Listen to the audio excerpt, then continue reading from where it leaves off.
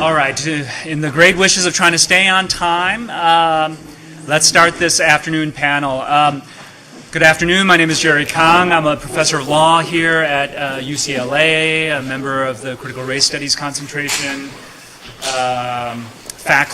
core faculty, and I have the great honor of moderating this panel. Like, on the one hand, this is an academic symposium. On the other hand, it is also just a covert way to fet our colleague, Cheryl Harris, as well. And I'm going to start with a little bit of personal recollection about me and Cheryl, nothing too embarrassing, and then introduce this illustrious panel, and then just get out of the way until we get to Q&A. So, Whiteness' Property was published, I think in 1993. I was a law student at Harvard at the time, really, I was. I was also on the Harvard Law Review at the time, where it was actually being published. And I do remember quite distinctly conversations around the editor's table as this article was being discussed, selected, edited, footnote checked. There are lots of footnotes. Of course, there's deep confidentiality in how these editors actually operate, but the point of that story was that it is a connection with Cheryl Harris that I had even before I knew Cheryl Harris, and even then, regardless of what people thought, and there were lots of editors who might politically have agreed with the engagement of the article and who might have disagreed as well, regardless, there was a strong sense that something important was in our hands. We did use hard copy back then. Something significant was actually in our hands, something of moment and significance. And that's how I first learned of Cheryl Harris, through her work, quite directly, just as a student worker of essentially a legal magazine. Flash forward a couple years, I started teaching in 1995. Cheryl was visiting afterwards, and in some sense, we were fellow travelers at a very difficult time. That's when SP1, SP2, as well as Proposition 209 was coming down. And we worked in all kinds of ways, collectively, together. We have the battle scars, not that we'll show them necessarily, but we went through a lot together, and I think it forged a sense of camaraderie, community spirit, a sense of political strategy, and ultimately a sense of wisdom, I think, in all things that I've always appreciated in Cheryl. And so it's just wonderful to be able to celebrate with her as a colleague on this great occasion. Let me talk a little bit about the panel. The panel is about teaching. When you ask an academic what you do, we almost immediately break it down into the triumvirate categories of research, teaching, and service. It is often in that order. We are judged by our research in fancy universities. Teaching comes next, service we try to avoid. But in some sense, we have to take all those things seriously. And even though we can, in a cavalier kind of way, talk about the fact that, of course, it's research, then teaching, then service, if you really look at the behavior and the activity of people like Cheryl Harris and the people around this room, we have engaged research, teaching, and service as integrated wholes. And certainly the way that we've engaged in teaching, thought about curriculum, thought about critical race theory within legal education has been a serious way, and obviously our conception of service is actually quite broad, and in many ways we can't distinguish between one and the other.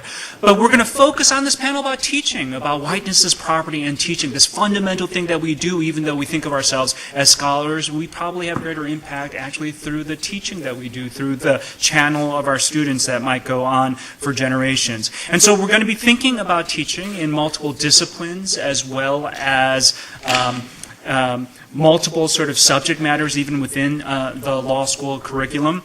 And as we do, I think I'm going to try to press the speaker, certainly within Q&A, to think again, not only about Whiteness' Property as just an interesting piece of scholarship, but to think about and unpack whether the methodology in that article, whether the metaphor of that particular article, or the mechanisms outlined in that article can help us think and rethink about teaching here in law school and in spaces that allow for that kind of engagement.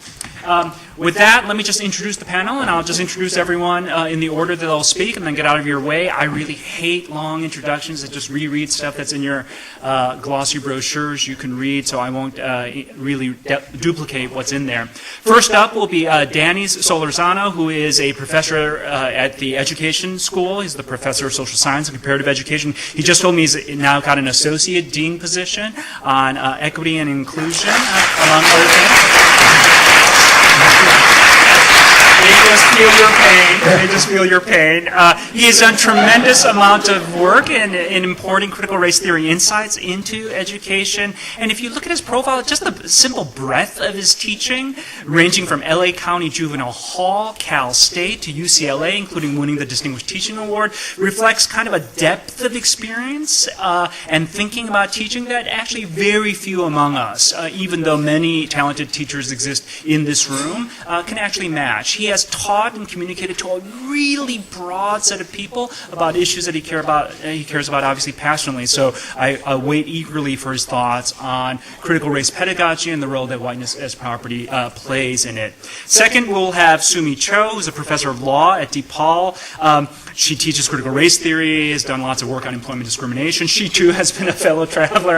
Arguably, we also share on battle scars. We're both authors of a paper called Beyond Self-Interest that was produced something around 1996 about the role of Asian Americans in affirmative action. Again, I started teaching in 95. Immediately when that happens, affirmative action goes to hell in all kinds of ways. And obviously, Asian Americans play a very interesting role in that debate, that liminal position of either being a model minority or, as Sumi in her intrepid way calls, being invoked as a racial mascot for some political causes. And so we worked on these things. And the other authors are Frank Wu and Jack Chin. And if you know anything about Frank Wu, Jack Chin, and me, and Sumi, how do you ever get consensus between those four people? And so it was challenging, to say the least. And Sumi has always kept me in check in all kinds of ways, both on the merits and politically. And she has... She's been a terrific supporter of this program, so it's great to see her here. Third will be Lisa Fairfax. She has a fancy title, the Leroy Sorensen Merrifield Research Professor of Law at George Washington. I just wanted to embarrass her.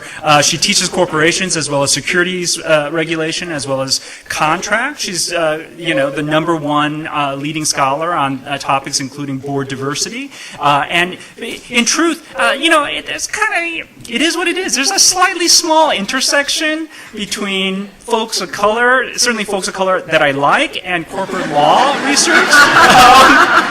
It's not that big. It is what it is. We could tell pipeline stories. We could tell structural stories. It is what it is. It turns out I like Lisa Fairfax, her insights, and the clarity with which she engages these materials is fantastic. And for her to talk about whiteness as property in the context of teaching and engaging, again, teaching not only students but communicating to other people, leveraging that metaphor, I think will be really interesting because we often don't hear from engagements from that part of the curriculum. And it turns out there's insights to be had all around. Fourth, but never the least, is Chuck Lawrence. I've been teasing him a couple times. He needs no introduction. He is a professor of law as well as the Centennial University professor at the University of Hawaii, Manoa. He's taught at many other law schools, all fancy ones. He was listed as one of the 3 critical race theory articles that were listed. 2 were by members of this faculty, including Cheryl Harris and Kimberly Crenshaw, but of course the other one, Id, Ego, and Equal Protection, was by Chuck Lawrence. And that article has been generative in all kinds of ways, oftentimes unconsciously without the irony of people recognizing it as such. And it certainly has had a big impact on my own work on implicit bias. I tease him in the following sense, and I'll stop with this last tease. I tease him because I said, Chuck would be great either going first or going last, because he has this ability to actually synthesize and evoke and talk as a man of great wisdom. And of course, he says, well, wisdom, you're talking about old. Yeah. No, maybe. I know a lot of old people who don't have wisdom. Neither necessary, definitely not sufficient. So the point here is, and anyone who knows Chuck, and certainly his writing, his ability to synthesize at multiple levels and to speak from the heart in ways that are almost always surprising and enlightening, makes it always worthwhile to listen to what he has to say. And he will be batting cleanup. And stitching it all together. And then all I get to do, I get to learn, take notes, ask a few questions. I get the easiest job. So with that introduction, can we just have a round of applause for the panelists?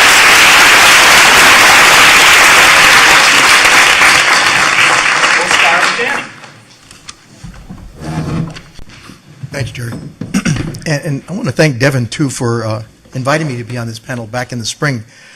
And for Cheryl, for giving me the opportunity in the last 6 months, it seems like, to really reflect on your contribution to the work that I do and the work that my students do.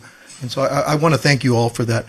I want to sort of take off from what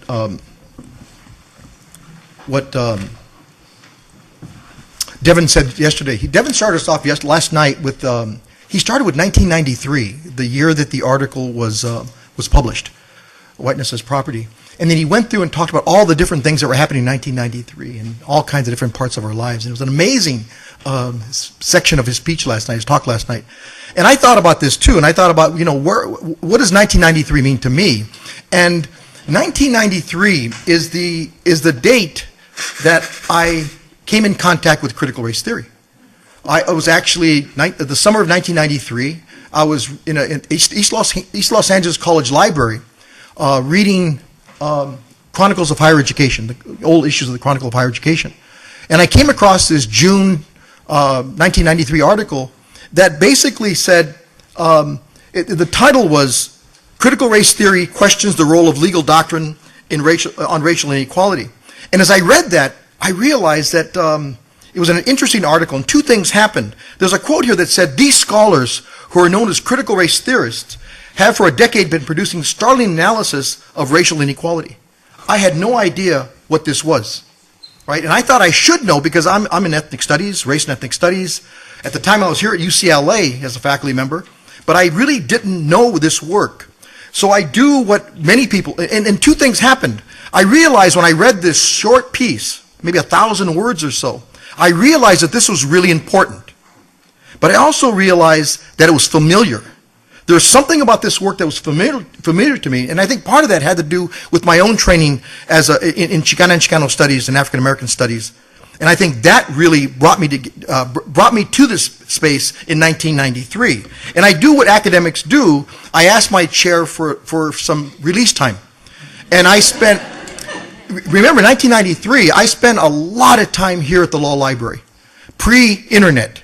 So we were looking at indexes, we were looking at your citations, many of the people on this panel and other panels. I mean, I was immersing myself in that literature for months and months, and now years and years, trying to get a handle on what critical race theory was and how I could apply it to the fields that I was working in, education and sociology. And that's what 1993 meant to me, 21 years ago.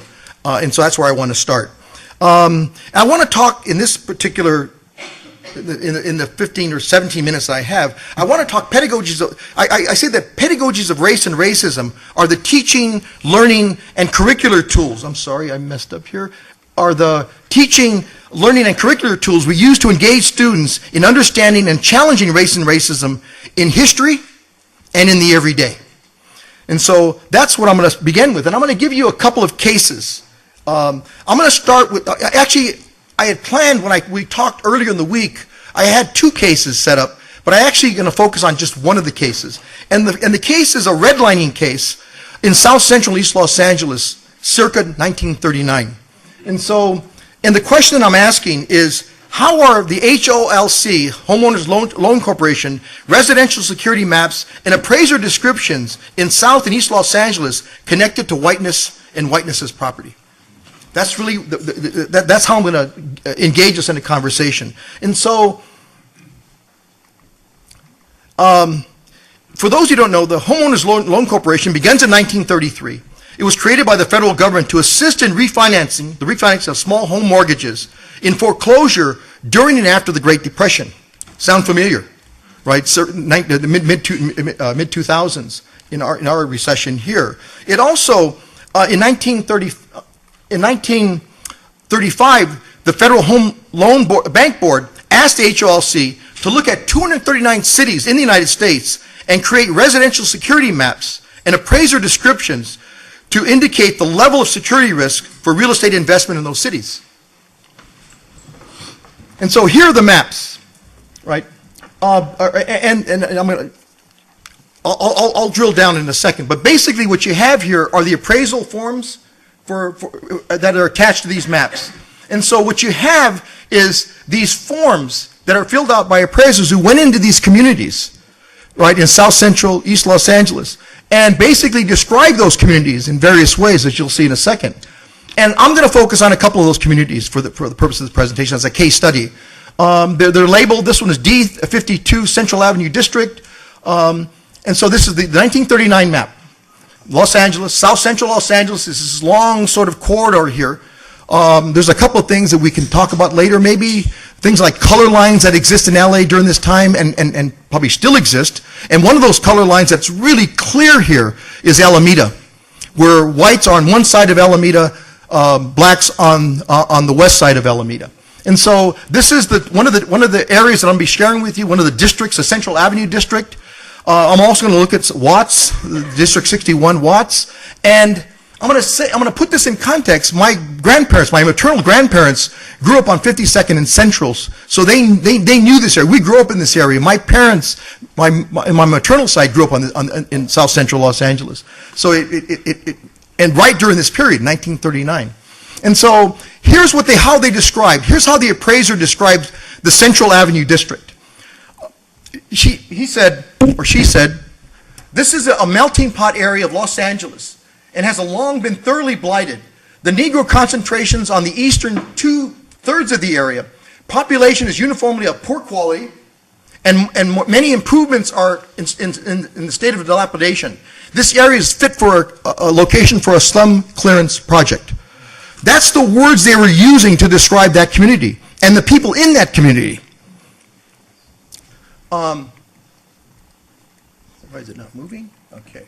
Watts, this is what they said about Watts during that same time. They said, at 50% Negro, contains one of the largest concentrations of Negroes in Los Angeles County, subversive racial elements, and encroachment of industry and business is increasing. While some conditions do not yet prevail, the trend is definitely in that direction.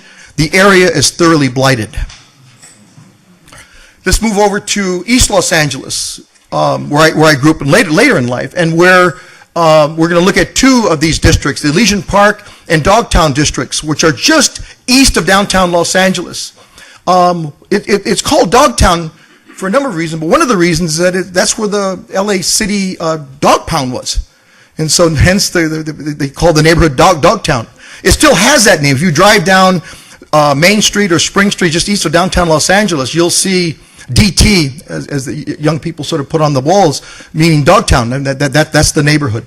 And Boyle Heights, which is just east of Dogtown, and that's my paternal grandparents' home in Lincoln Heights. That's where I grew up here in Southern California, in the Lincoln Heights area. And so here's what they said about Elysian Park, Dogtown area.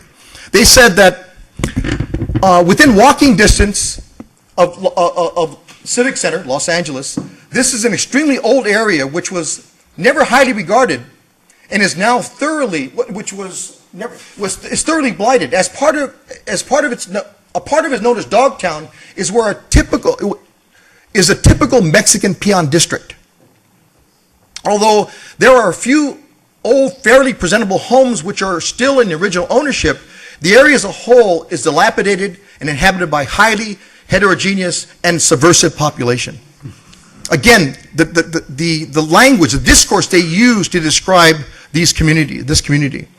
Boyle Heights, which is just east of the Los Angeles River, here in Southern California. At the time, it's a very multiracial, multi-ethnic area, mostly Mexican. It's a port of entry for the Mexican community. It's also a large Jewish community in 1939, and Japanese American community also. And so this is what they said about Boyle Heights. They said subversive racial elements are increasing, a melting pot area that is literally honeycombed with diverse and subversive racial elements. I think I should take this off. It is seriously doubted whether there is a single block in this area which does not contain detrimental racial elements. The federal government, in conjunction with the city government, are undertaking a slum clearance project in 42 areas in the extreme northeast, in the extreme northeast part of this community, this area. Again, the language that they use to describe Boyle Heights. So the HLLC appraisal system was used by the Federal Housing Administration, the FAA, to do a couple of things. It was used to deny loans for homes, mortgages, home construction, home renovation in these communities.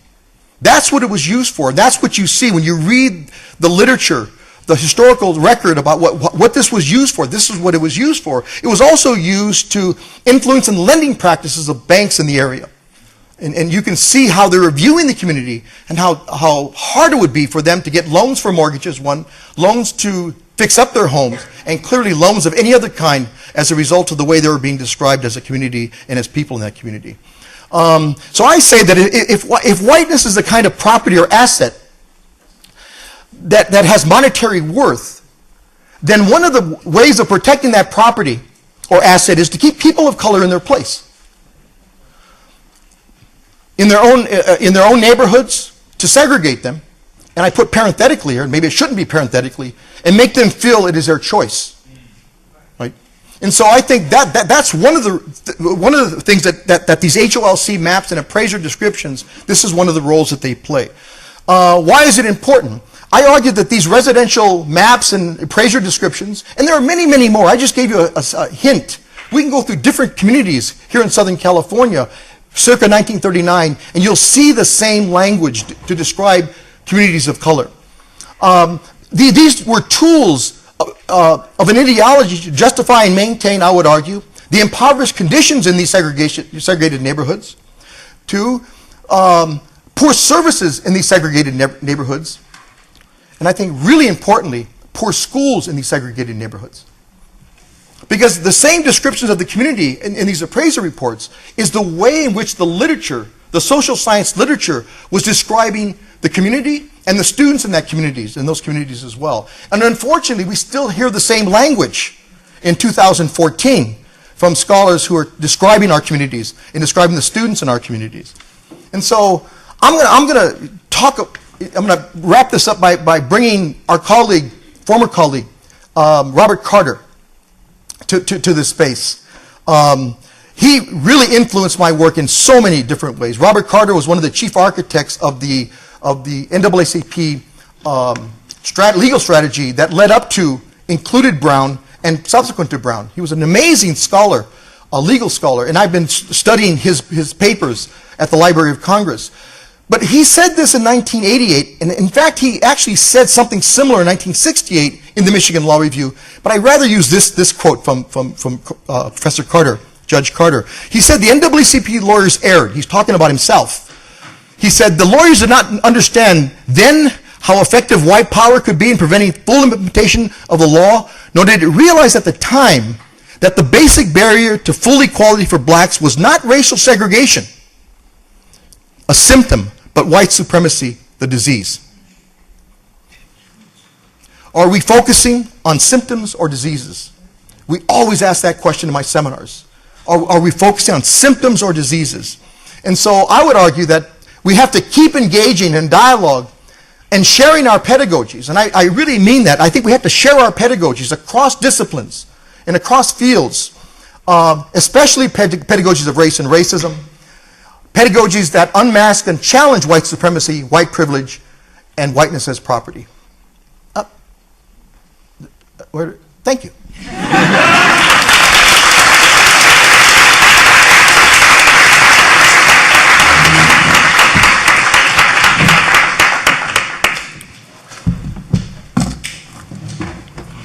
Just set up.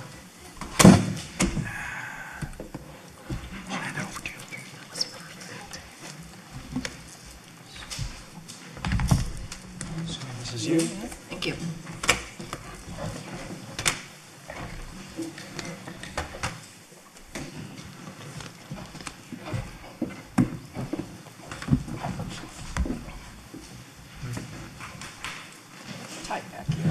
Yeah. First, I just want to say thanks to Jerry for such a masterful introduction, but you make me feel like I have to take an improv comedy class to keep up with you. Goodness. I also want to say thanks to all the CRS faculty for providing this wonderful mothership for all of us practicing crits to be able to come back home to every now and then and get sustained. Thank you to all of the students and staff working on the event, Eden, Rusty, others who have helped all of us out, and of course to the audience. It's quite a treat in terms of being able to share your work in this way with such a wonderfully diverse audience. So I just wanted to, Jerry reminded me, in terms of starting out with his personal story with Cheryl, that part of the purpose, I think, in a gathering like this is not only to talk about the wonderful work of the person that you're commemorating, but give you a sense of the type of person that they are as well. So I'll just share a very quick personal story going back to 1993, 94 or so. And like Jerry, I was just starting out in my career, and in 1993 I was actually a political science professor, an ethnic studies professor at the University of Oregon, desperately trying to get out of there because of the hostility, not only in the field, which basically if you weren't publishing in equations, your work really wasn't seen as legitimate, but due to other circumstances as well. So I recall, I really didn't know what to do, but I saw that there was this job announcement for Chicago, Kent, where Cheryl Harris was at, and I had seen her article, of course, and this is really embarrassing to admit, but there were no such networks like there exists today, where they're giving everybody pointers on how to get into the legal academy. So Cheryl, do you remember this? I basically cold called Cheryl Harris. And she could not have been more gracious. It was just incredible, but it felt like there was some sort of, professional underground railroad, that crits might be able to rely on, because I think the OG crits will verify this, that it wasn't all smooth sailing in the early days, and you didn't even necessarily want to out yourself as a crit, so you really needed to get a lay of the land, and that's what Cheryl did for me wonderfully and beautifully, and allowed me to actually get to a faculty fellow position after that. But in any case, that was just my small starting story in terms of why it's so great to be here to honor the work of Cheryl Harris's Whiteness is Property. I also want to thank Danny for doing such a great job in his last presentation. As you'll see, I actually asked to go after him because I could tell from his description that it was the perfect lead-in for what I wanted to talk about. And so Danny did this great job of showing how they did us back then in terms of Whiteness is Property. And what I'm trying to do is talk about how they're doing us now in terms of Whiteness is Property, post-formal equality. All right? So in that regard, let me see, where did that little clicker thing go? Okay, I can't even read my own slide from this vantage point, so I'm going to have to go off my laptop. All right. So, as I mentioned, many race crits teaching in U.S. law schools are working nearly alone or with few fellow travelers, often that can be counted on one hand. And so what this means pedagogically is that our vision and understanding of the law is decidedly different from that of the vast majority of our teacher colleagues. And in addition, our vision and understanding of race is decidedly different than the overwhelming majority. And so we're constantly having this sense of swimming upstream against the ideological currents of contemporary post-racial neoliberalism that prevails in the law school classroom, where the rule of law is the normative ideal for liberals, squaring off the threat of incursion by law and economics or market-based approaches to the liberal framework.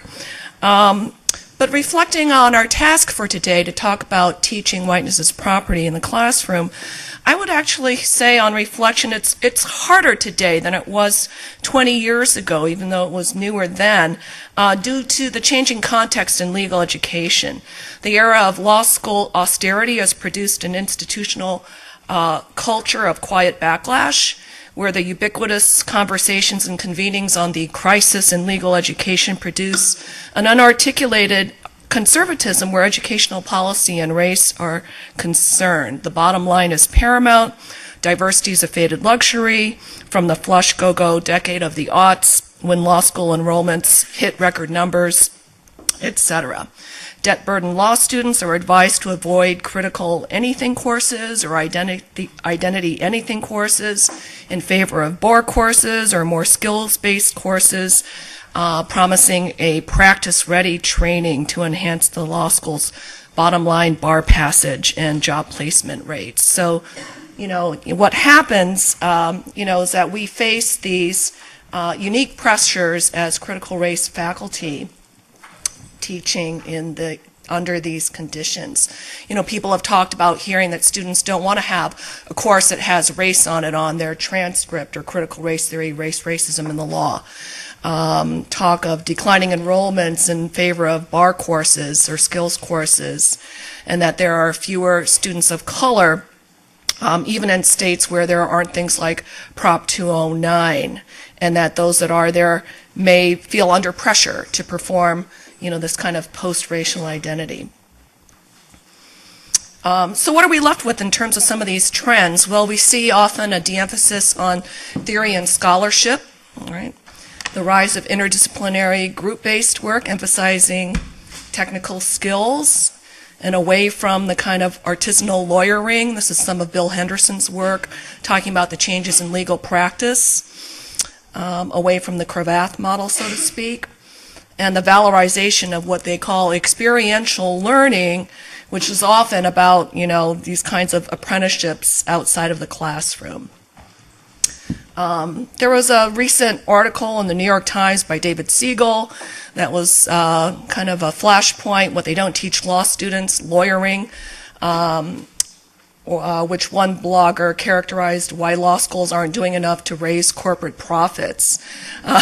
But this is the kind of environment, this is capturing, what's being said and produces the conditions of possibility in the classroom. But according to at least another commentator, Frank Pasquale from Concurring Opinions, he instead identifies the political roots of the legal recession being with regards to the biggest driver of legal unemployment, being the wholesale dismantling of tort contract and administrative remedies for corporate wrongdoing. So, I was trying to think about, what's a crit to do under these conditions, right? And I didn't want to become one of those crusty faculty members that's just railing against, the youngest generation. The problem is with you, you don't get it, it's not me, right? And so I, thought about it, and it led me to re-embrace something that I'd been doing a few years back, but it stopped, called community-based service learning. And it allowed me to kind of, define what I would call, and I think this is appropriate given that Jerry is our moderator, the title of the talk, Jiu-Jitsu Pedagogy Under Austerity, right? Because you all know, don't you, that Jerry is a black belt? I mean, you do disclose this, don't you, Jerry?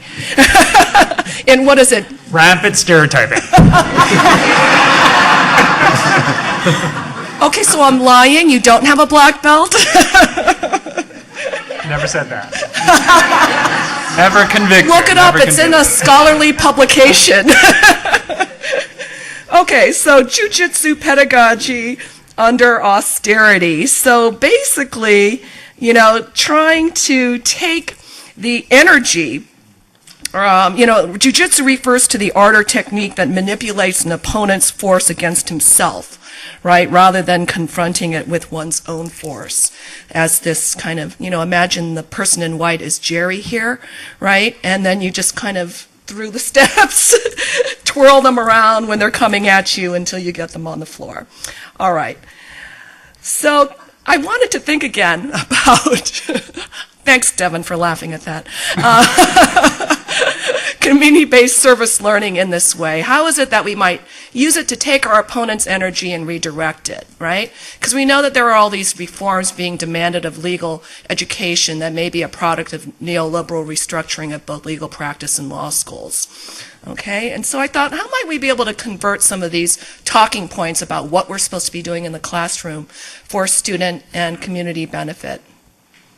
But what is CBSL? You know, it's designed to integrate meaningful community service within class academic learning, and at DePaul it seeks to develop these mutually beneficial relationships with community organizations to engage students in educational opportunities grounded in social justice, right? So often students will undertake a research project, usually in groups, that's been identified as a need for the host community organization that results in a tangible end product.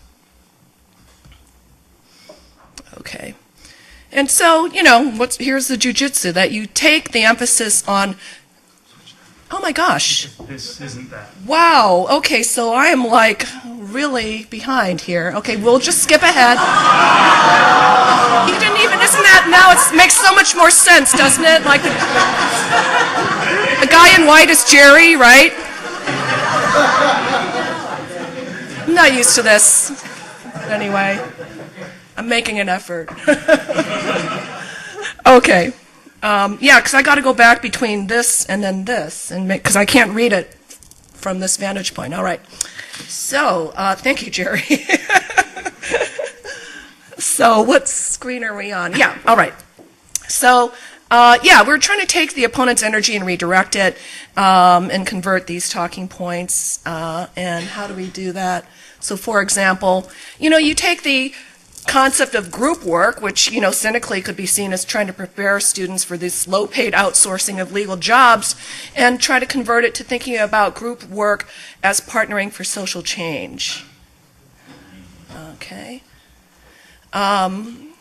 Similarly, you look at the interdisciplinary technical skills emphasis to lower lawyer pricing for corporations, to think about non-traditional skills that law students might have to offer for community organizations with regards to organic problem solving.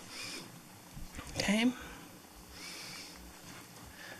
Similarly, experiential learning the purpose of it shouldn't be to just provide an unpaid internship, but hopefully rather a meaningful opportunity to engage Chicago's diverse communities and provide something of value.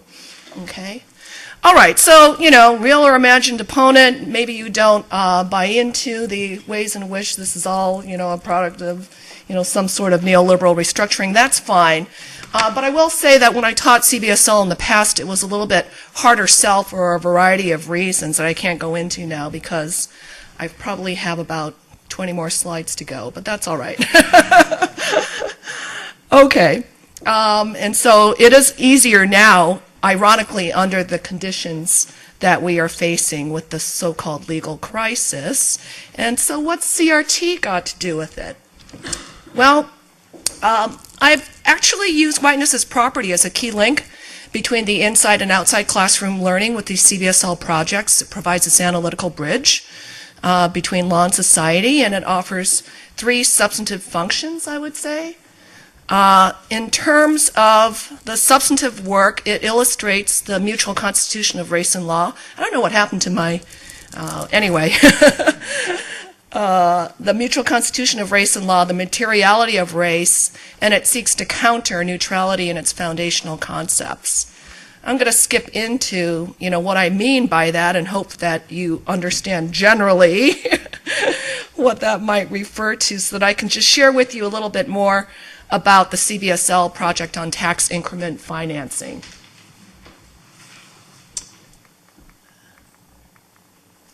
Okay, whoops. Okay. All right. You know, so we partnered with the Residents Association of Greater Englewood, RAGE, to provide this data and analysis of Chicago TIFs as it was affecting their TIF district tax increment financing, which is basically an urban tool that's used to spur development in so-called blighted areas as a public-private partnership. It suspends property values for a given time. In Chicago, it's 23 years, so that during that time period, all new taxes generated are allocated to the district for its discretionary projects. But this money then does not go where it usually goes, is to like schools and parks, et cetera. And so it's become incredibly popular, as you can see from this graph. It started out in '86 or so, very small, and it's up to generating about $422 million now. Oh, okay. All right. And so you can see also the number and the amount of money generated. Okay. All right. There's been, most of the money has benefited the areas that are not the hardest hit. And this, of course, has racial implications as well. You can see, the distribution just from a 5-year period. If those of you know Chicago, the wider, more wealthier parts of the city represented by the darker red here and the orange. Okay. And you can see as well what it takes away from Chicago Public Schools. So Chicago Public Schools ordinarily would have gotten about half of the levy from TIFs. And hypothetically, if that had happened, from taxes, if that had happened with TIFs, then there would have been no shortfall with regards to budget deficits. So, unfortunately, I think I have to end here, or very soon. I'll just skip through. There's very little transparency or accountability in terms of where the money is going and how people understand it. Okay. And many of the largest beneficiaries are corporations, right? There was a lot of controversy around actually the DePaul basketball arena, which then got shifted over to the Marriott Hotel, getting $55 million, $29 million to build an office, a high-rise office, $10 million, if you remember, Republic Windows with the sit-down strike after Obama was elected, and then they up and moved and closed, et cetera. And it has connections to what happened with the underfunding of Chicago Public Schools, leading to the historic closure of 50 schools, the Chicago teachers' strike, the overlay of the school closures with the racial map of Chicago, et cetera. Okay. And the devastating impact. There's a significant surplus, $800 million sitting in the accounts that's completely discretionary and off the books, a separate budget, right? Okay. And so we can see how we might apply some of our takeaways with regards to the original 3 that I identified. Okay? So that's pretty much, where I will leave it in terms of how it is that we might think about trying to teach critical race theory under the era of austerity. Thank you.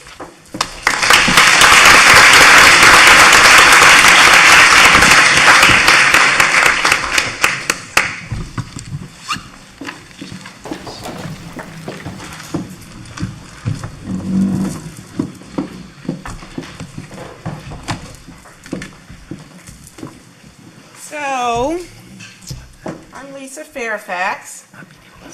First, thanks to Jerry, thanks to Devin for inviting me. I went to law school with Devin, though I was a newbie. And from law school until now, anytime Devin says do something, I do it. But he's actually been an incredible supporter, both of my law school career and my legal career, so I thank you so much for that. I, as Jerry noted, teach in the business curriculum. Maybe that's why the screen has now gone dark.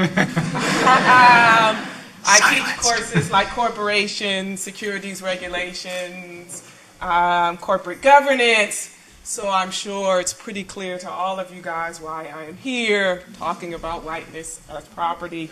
It is true that one of my teaching and scholarly interests relates to corporate board diversity. And by board diversity, I mean the meaningful inclusion of people of color and women on public company boards.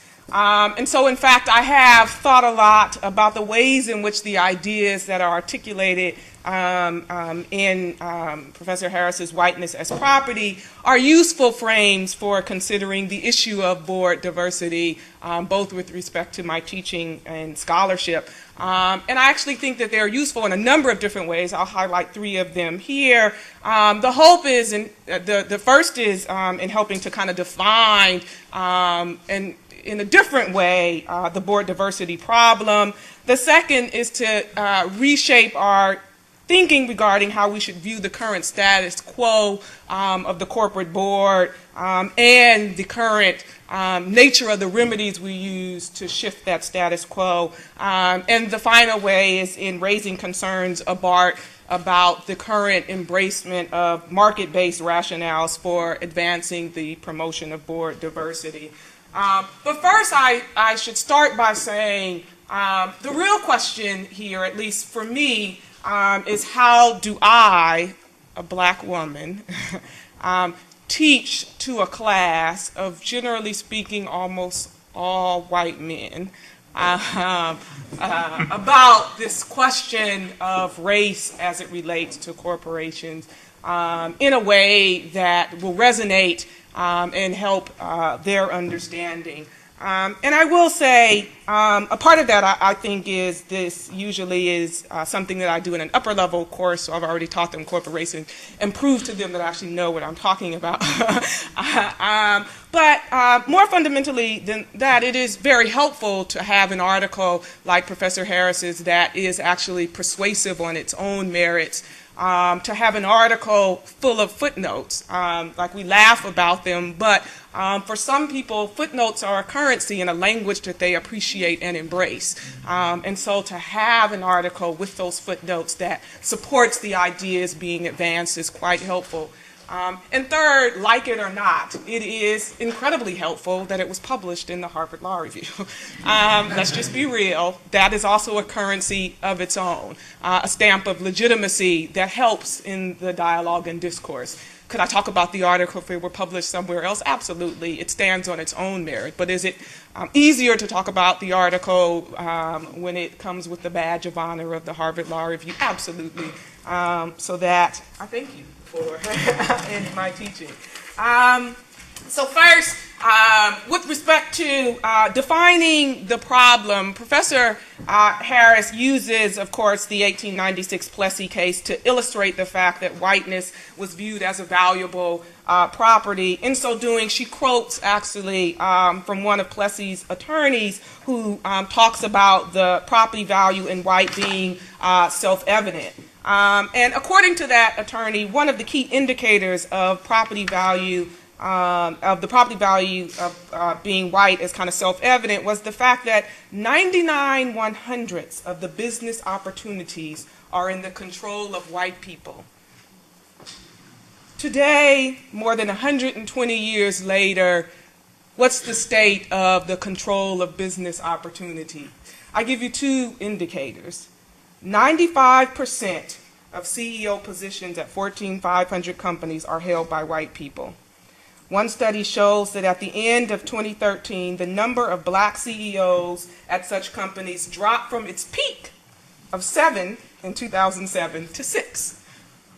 Depending on which study you consult, whites hold between 85 and 87% of corporate board seats at the largest companies.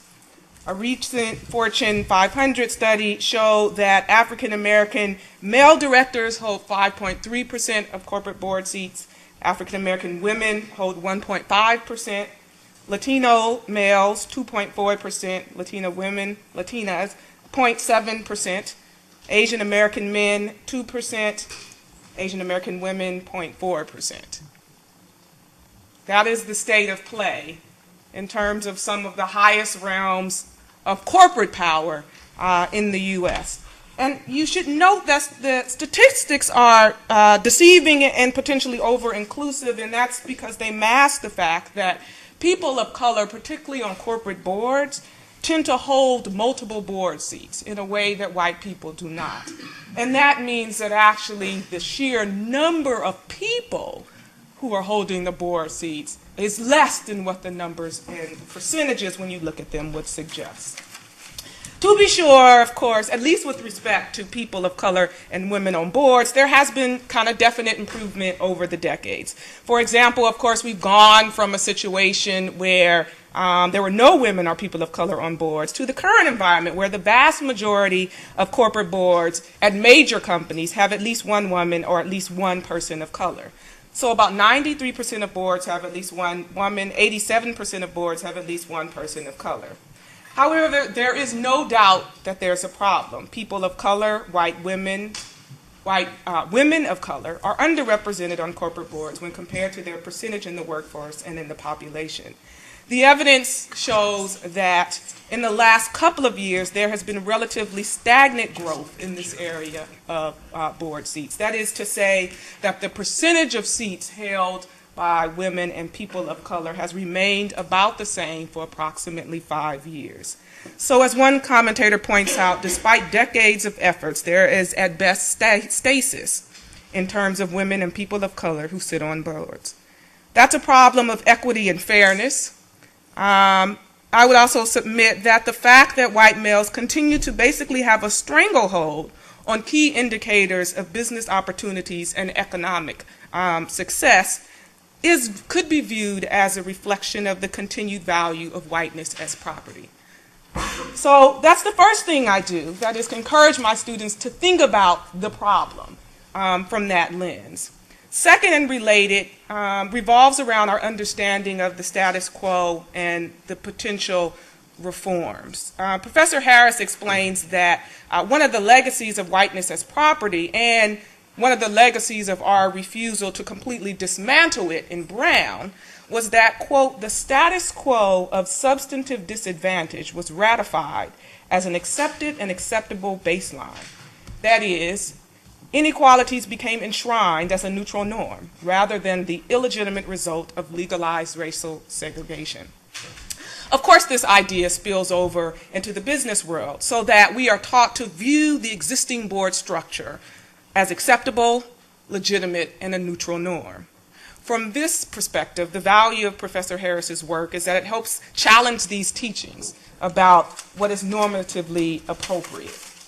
Professor Harris also notes that this concept of status quo as a kind of neutral norm impacts both pace and remedy, right? She talks about the fact that one of the impacts is that we are not to radically disturb the settled expectations of whites that their interests not be violated. And that, of course, has an impact on what we can do and how we can do it and how quickly we can do it. And that's what we see in Brown. And quite frankly, this lack of willingness to disturb the white privilege, if you will, in the corporate board setting is also evident. That is, when thinking through the preferred remedy for diversifying boards, and to be honest, it is the case, at least rhetorically, that boards talk about wanting to diversify. Actually, when corporate boards are surveyed about what are the things you most care about in a board candidate, over and over again they say, we're looking to diversify our board. That might be rhetoric, but if you take them at face value, you then have to ask, why isn't it working? And it's because their preferred remedy is one that seeks not to disturb the status quo. So what do? They wait for board members to retire. Boards hold seats for like 8 to 10 years. They expand the board. But the trend today is to contract your board, so that's not helpful. They rotate, as you know, the minority seat or the woman seat. And usually the minority and woman seat is actually just one seat. That is seen in the empirical evidence. That is, the empirical evidence confirms that while it is true that the vast majority of boards have at least one, it is not true that there is anything approximating a proportional representation of what America looks like.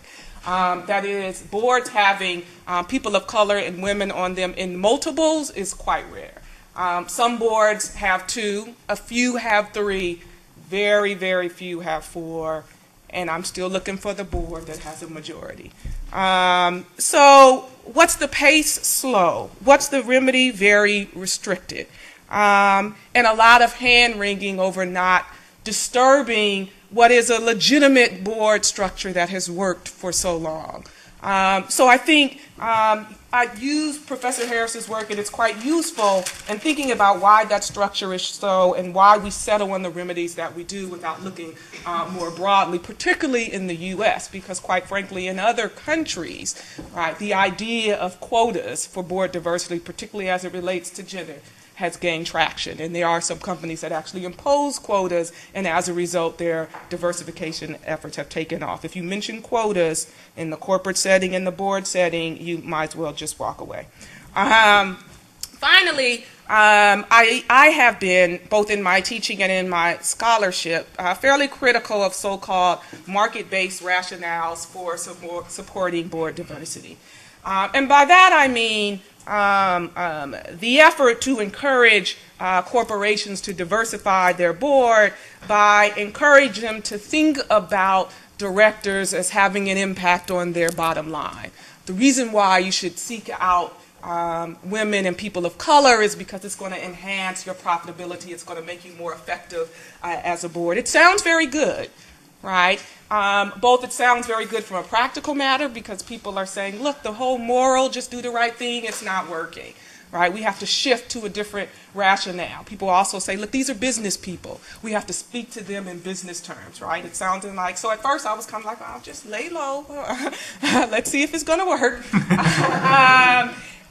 But quite frankly, I started to think about, and this is really where Professor Harris and other people who have done work on commodifications work has really been useful. I started thinking about what is the drawbacks to encouraging corporations to think about diversification in terms of its market or economic benefit as opposed to some other benefit. And I think their work convinces me that it could be quite problematic. That is, why should we be encouraging business people and society to view diverse directors as commodities and to judge their worth in terms of their economic or market value? That is, tying their very personhood to economic value in a way I think that could lead to devaluation. Professor Harris and others have noted that, particularly when you think about the way in which that concept of commodification has been used historically, both in the context of slavery in the U.S. and in other contexts, it is especially problematic that we are now relying on that type of justification to try to move the ball with regard to board diversity. I also encourage people to think about the fact that we don't require the same justification with white directors, right? Their value is seen as self-evident and not, and therefore there's no need to justify them in economic terms or in any other terms, quite frankly. They just are there and therefore are of value. And I think we need to reclaim the space where we're encouraging people to think about directors of color and women directors in that same light. They should just be there and their value should be self-evident. So I find that concept, that is this business case for board diversity, deeply troubling in a bunch of different ways, but in that way in particular. So in all of the kind of ways I just talked about, Professor Harris's work has been quite useful in helping me weave together concepts that are, quite frankly, as you can imagine, unfamiliar to the students and generally the audiences that I speak to.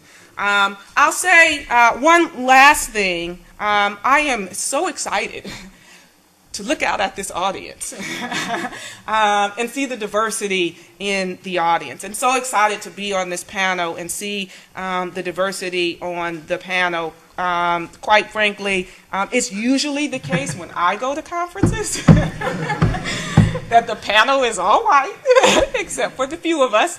The audience is all white, and generally speaking, when I teach, the audience is predominantly white. And when I teach in upper level courses, the audience is exclusively white.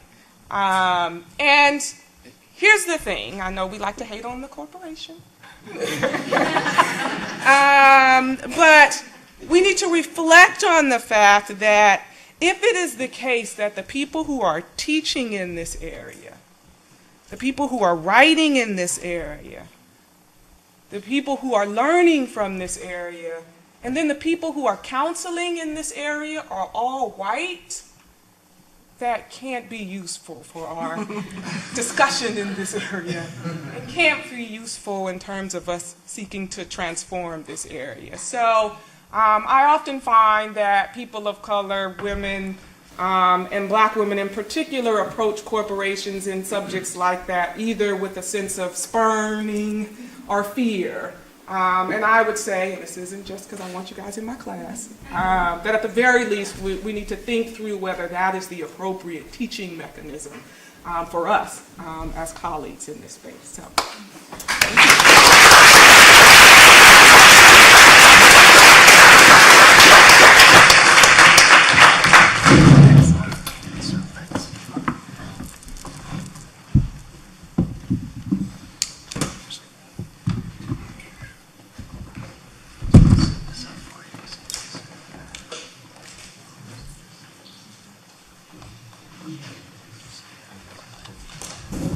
Okay, let me just slide it.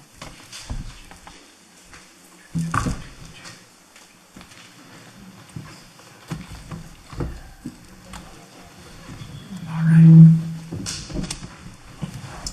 Aloha, as I've learned to say in Hawaii.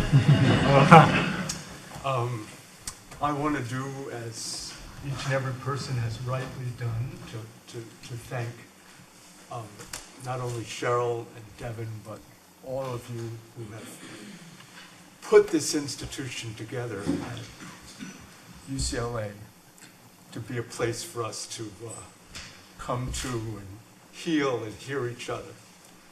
This has been an amazing experience for me, just having come in late last night.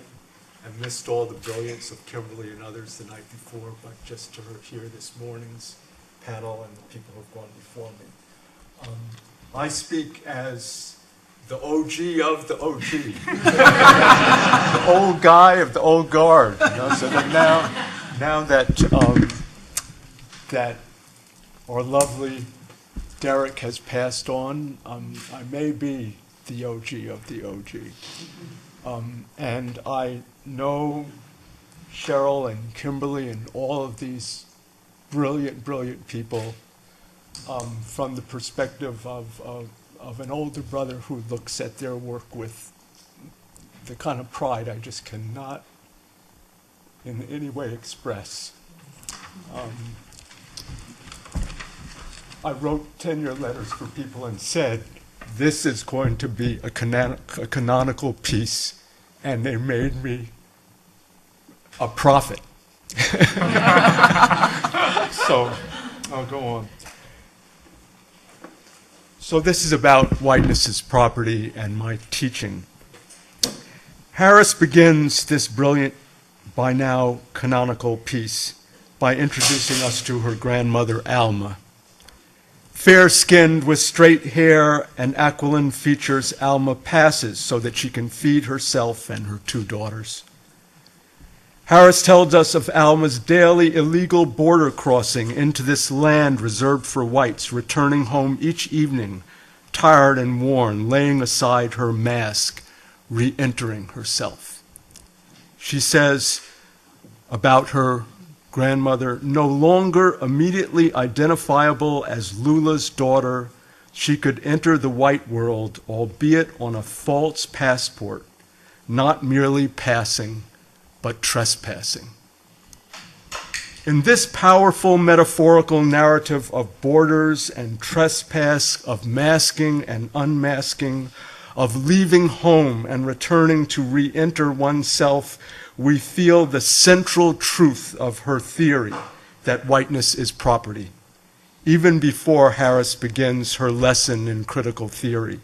that whiteness and property share the premise and conceptual nucleus of a right to exclude, that the rhetorical move from slave and free to black and white was central to the construction of race, that property rights are intangible, that their existence is a matter of legal definition, the law valuing and protecting existing regimes of power, of white supremacy, and the expectation that those regimes will remain unchanged. For many years now, on the first day of my seminar in critical race theory, or race, law, and literature, I ask my students to bring a photograph of their maternal grandmother to class. We begin by going around the class and introducing ourselves and then introducing our grandmothers. My initial purpose in this pedagogy was to remind us of the wealth of our diversity, to encourage students of color especially, but also white students, to bring their stories of their families and communities into this discourse on the law, to answer Mari Matsuda's call for us to look to the bottom and hear the voices of the excluded, to learn from this listening to these voices that this is central to critical theory and practice. But as I taught whiteness as property just 2 weeks ago, moving it up on my syllabus to help me prepare for this panel, I recognized another lesson contained in Harris's story and in my pedagogy. Our grandmothers, like Harris's, are trespassers on this white property of intellectual and legal discourse.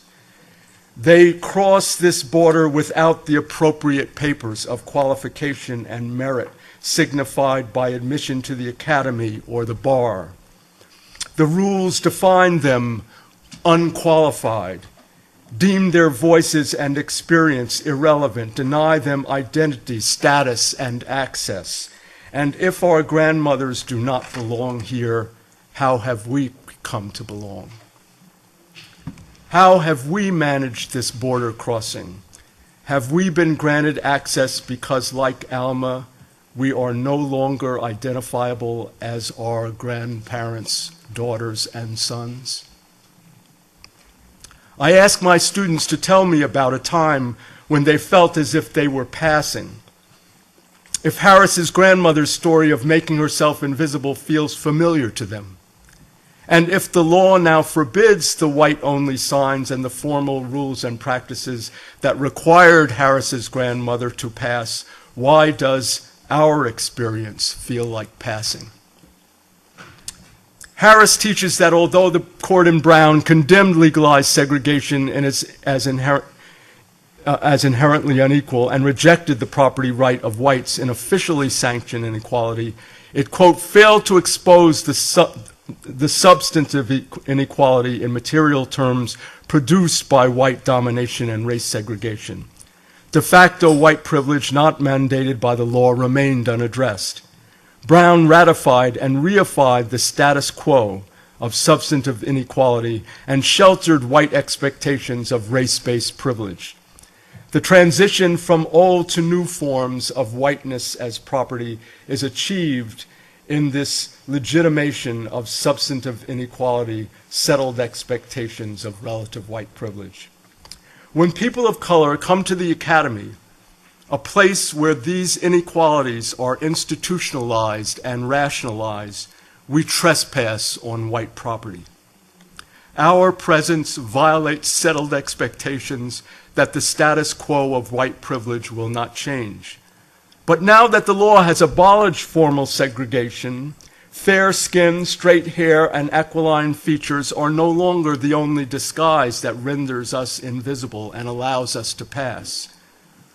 The new narrative that rationalizes the property of white privilege claims that race has no meaning. I call this the big lie.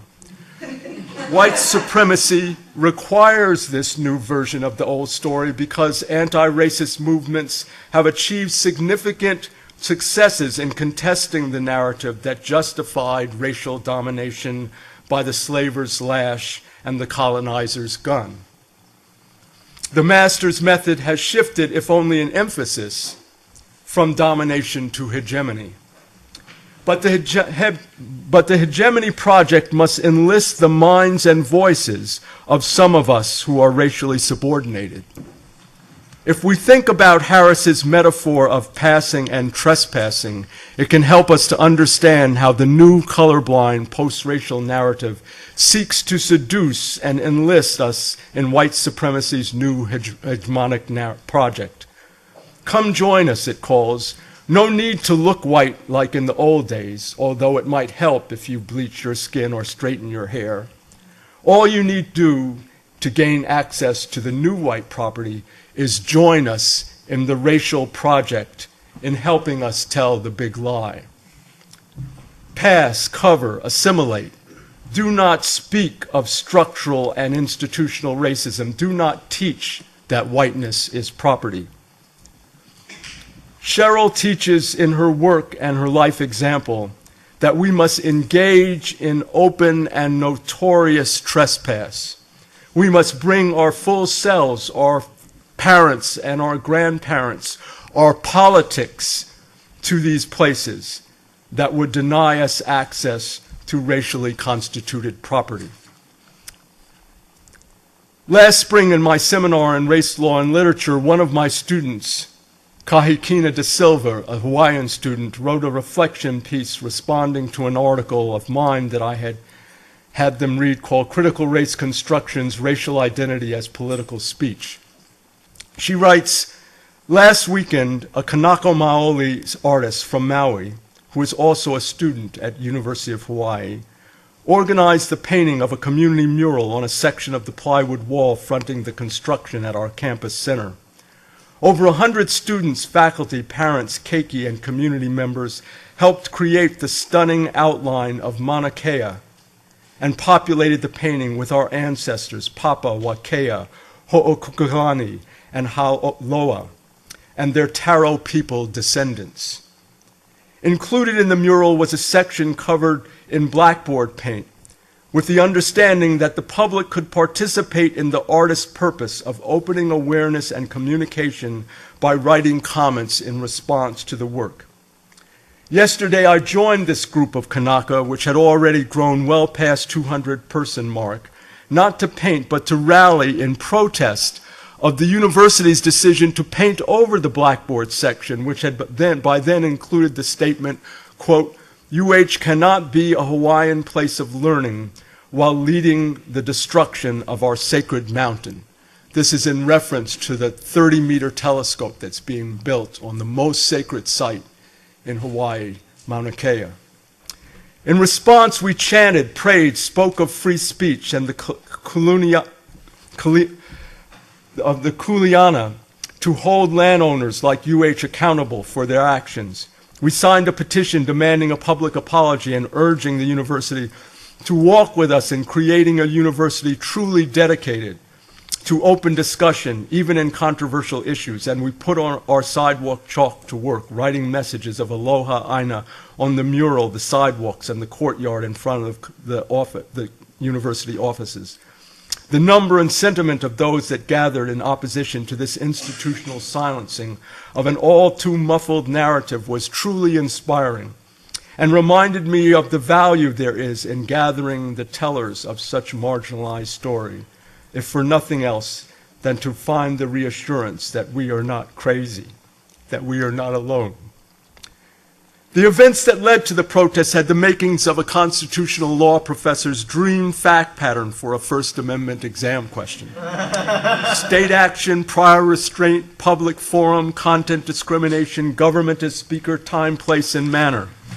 Of course, the First Amendment arguments that might earn you an A on a con law exam ignore the primary and central claims to justice asserted by the Hawaiians and their supporters who joined the demonstration and so wonderfully revealed in Whiteness is Property. The march and the message of the mural itself claimed rights of recognition, respect, sovereignty, property. As my student noted in her reflection piece, as a Kanaka Maoli, this artist cannot ignore her kuleana to speak both of our cultural and genealogical ties to this aina, as well as our politicized response to finding those ties continually devalued, ignored, or severed by the very institutions that claim to be built on the values of our people, but instead are built upon our Pico and our Evi, their ancestors. The law ignores these claims, but it does more. It silences them by the same method that the framers employed to justify slavery.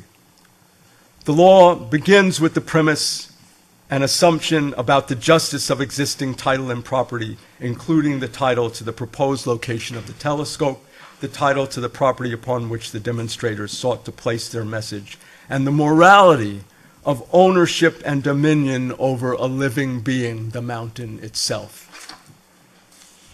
The Kanaka demonstrators at the mural break the silence imposed by the law premised on the legitimacy of common law title. They will not allow us to forget the violent capture of their lands, the overthrow, dispossession, and accumulation that transformed their ancestor, Mauna Kea, into property that can be owned.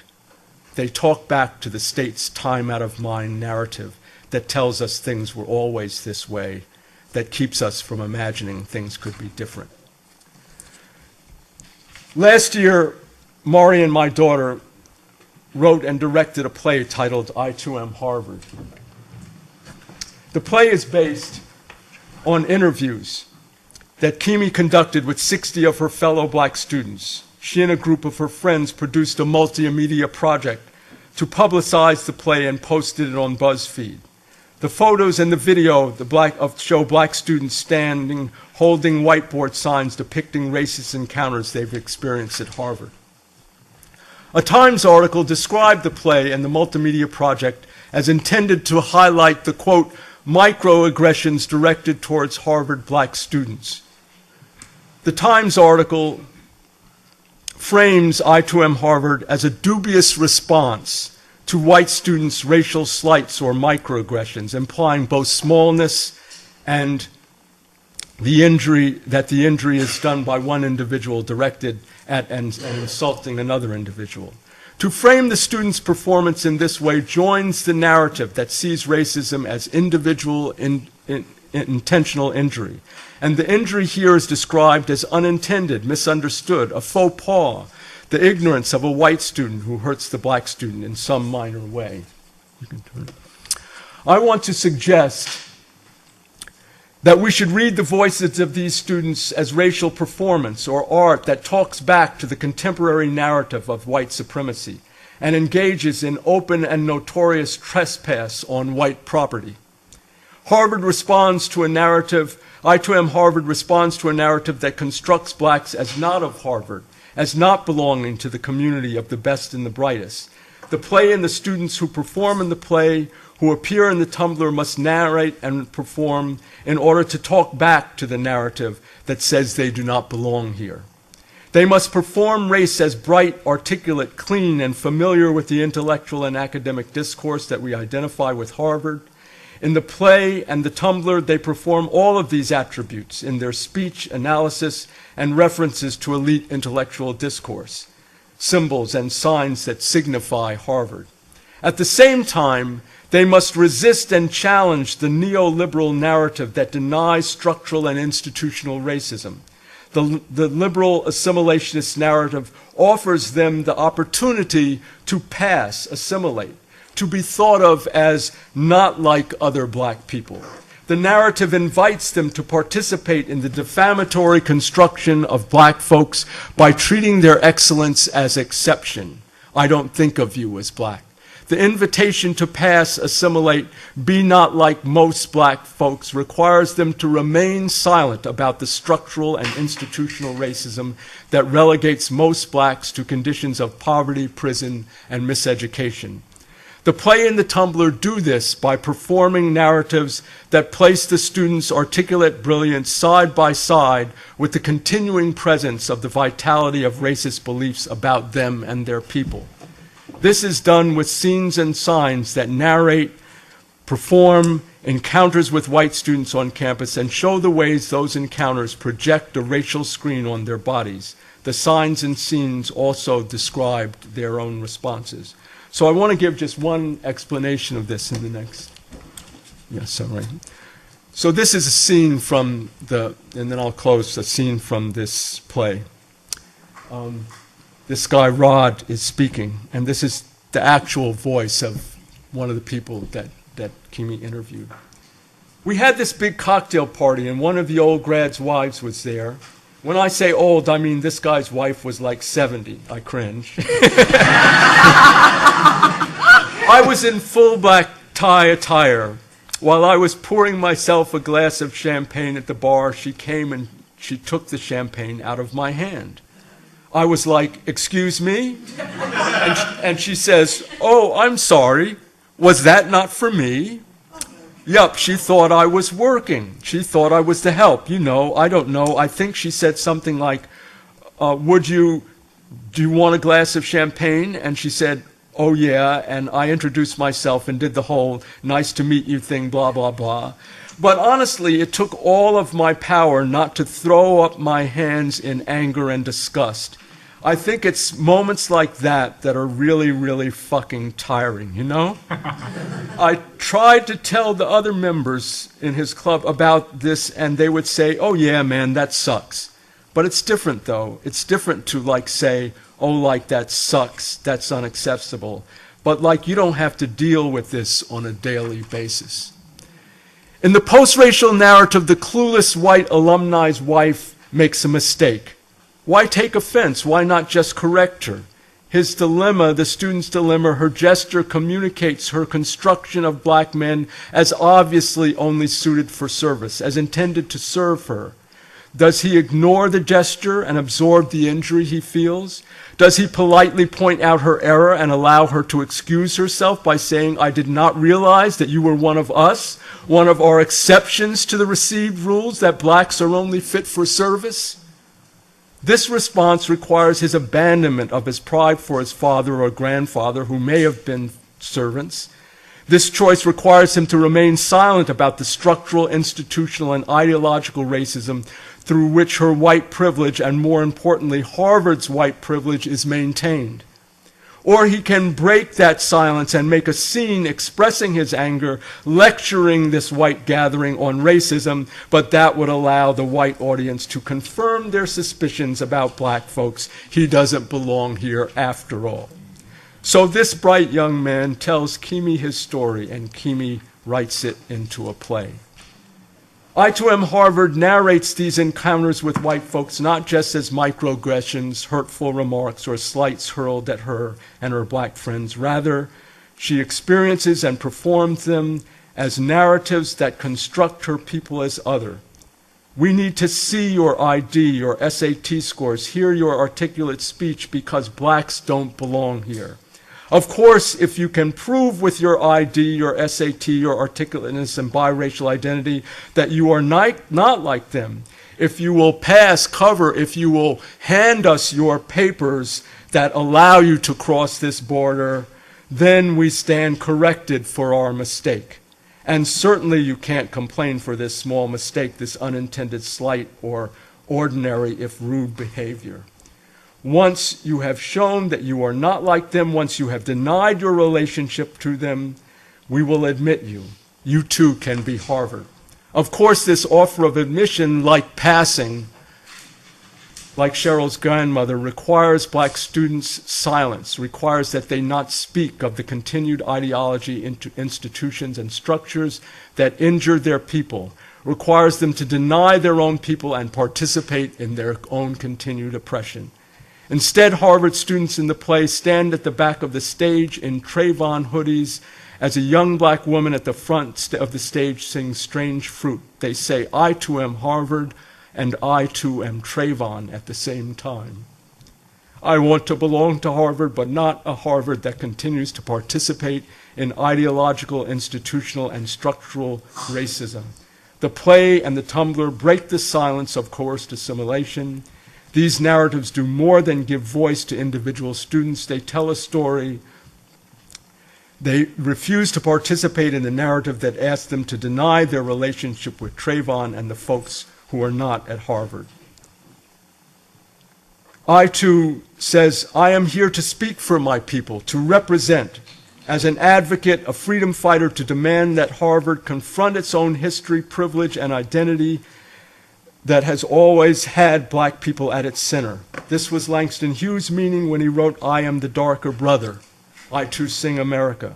Our enslavement, our oppression, our segregation, our hands serving you champagne and carrying your bags, our bodies in your prison and our sons shot down in your streets are the obscene secrets at the heart of what it means to be Harvard, and your darker brothers and sisters will not be silent about that family history." And so I thank Cheryl for passing this to us and to the next generation down, who continue to carry on this engagement of notorious trespass and occupation of property that is ours, although they would define it as white property. Thank you.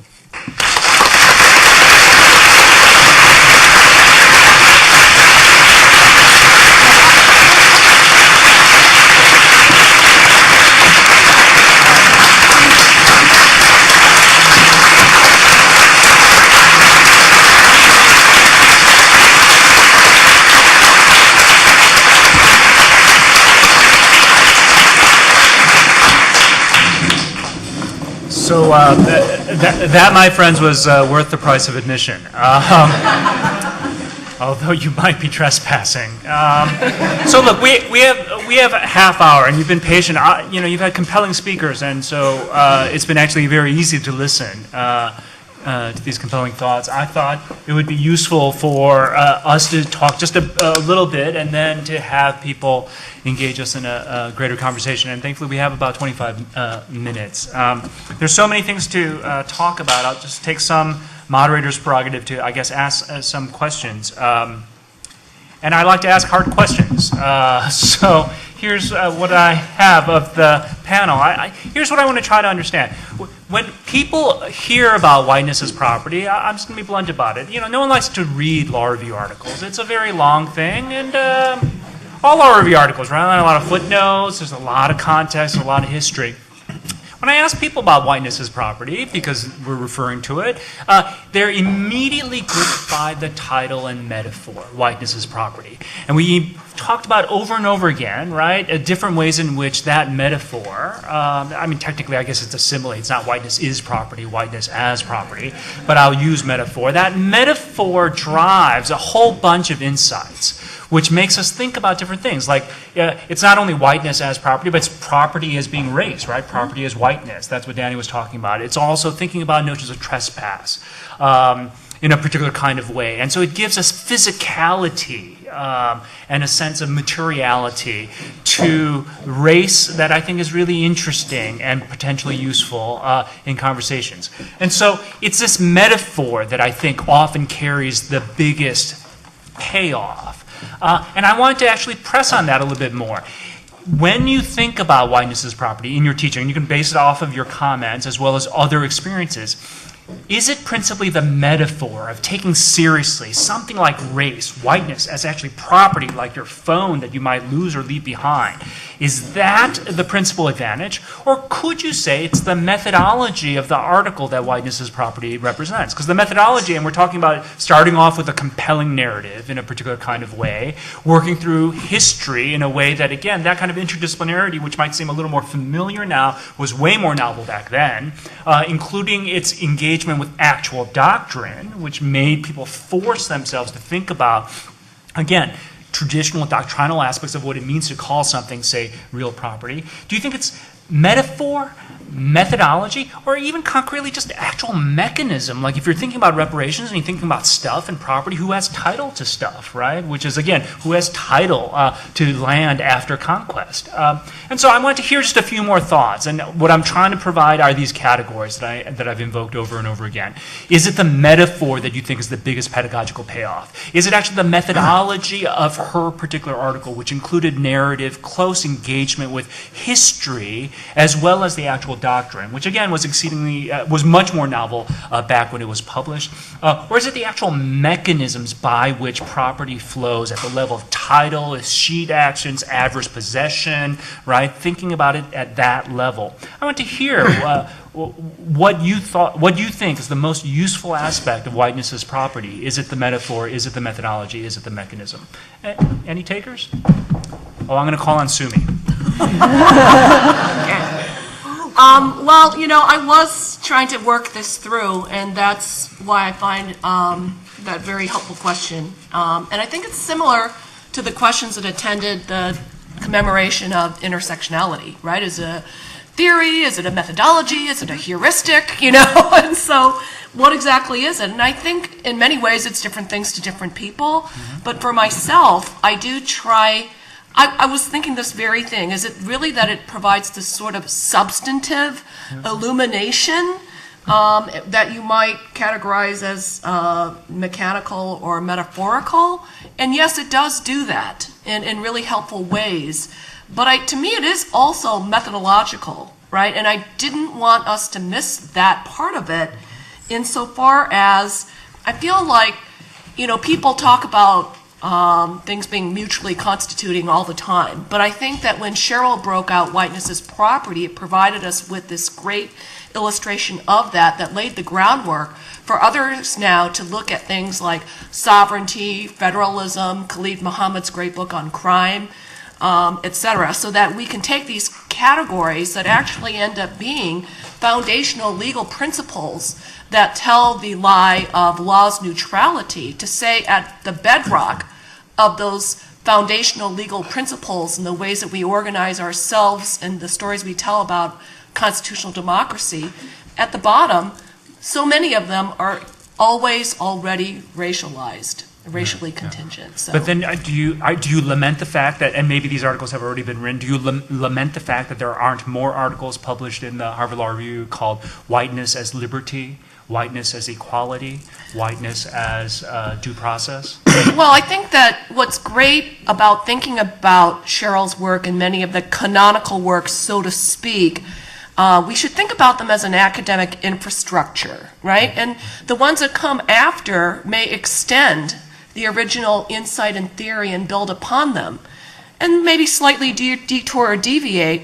And to me, frankly, it doesn't matter if they all get in Harvard Law Review or not. They're probably not going to, because they're not going to be seen as original enough anymore. But for us, it provides a whole, it is important to think about national security, flying while Arab, criminal justice, walking or driving while black or brown, killing while white, right? I mean, all those things are important to think about. Excellent, excellent. Yeah, Chuck.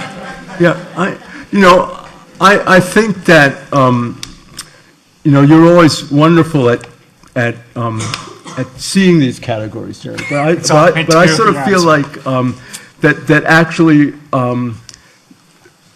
to talk about methodology and not see the metaphor as central to the methodology, right? To not see the historical narrative as central to the methodology. The one thing I would add, it's very interesting when someone was we were just talking sidebar here between sessions, and somebody asked Cheryl some question about, what did it feel like in this, one of those kind of questions, and she said, "Hell, I was just trying to I was just trying to get tenure." And so I think that, if you look at many of these pieces, more so even than now, that there is an engagement with both the doctrinal law, right, and there's an engagement with this whole sort of mainstream property discourse, which is very important to this. But I also think that it is just that that property in our history. So earlier on the panel, we're talking about slavery.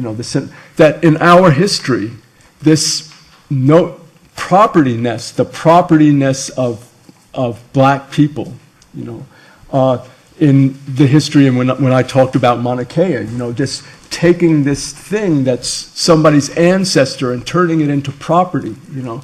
It's so central to both our, you know, American history and the law generally, and which sort of relates it to Lisa's stuff. But I think, you know, that there hasn't been a whiteness as due process and a whiteness as, you know, maybe there ought to be.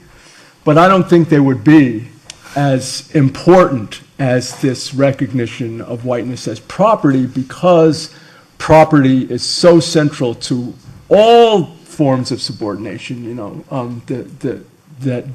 and relationship, you know, as Cheryl points out in her, you know, that property is not about this real thing, right? It is in fact about defining relationships.